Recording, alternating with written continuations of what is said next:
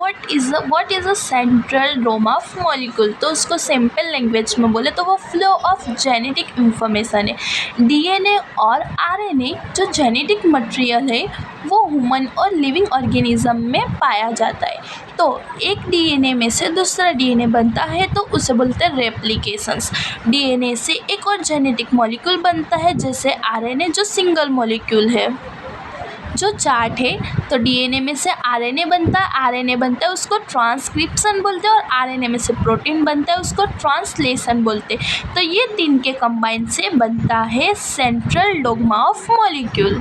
तो 3 मॉलिक्यूल है जैसे डीएनए, आरएनए और प्रोटीन, इन 3 का कंबाइन है जो सेंट्रल डोग्मा। तो जो डीएनए वो डबल स्टैंडर्ड है, उसको एग्जाम्पल तरीके से हम लेंगे तो 2 लाइन ड्रॉ की है जो 5 प्राइम टू 3 प्राइम है और 3 प्राइम टू 5 प्राइम है। 5 प्राइम टू 3 प्राइम है उसमें A T C G C T A C T है।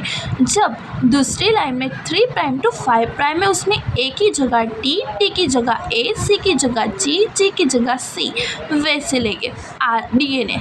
जब डीएनए में से हम बनाएंगे एक आरएनए बनता है जो वो सिंगल स्टैंडर्ड मॉलिक्यूल होता है।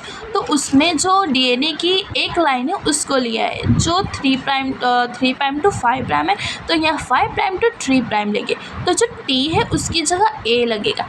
बट ए की जगह है ना टी लगता है, बट डीएनए में टी होता है लेकिन आरएनए में टी नहीं होता है, आरएनए में यू होता है जो यूरेसिल होता है। तो टी की जगह ए की जगह यू, जी की जगह सी।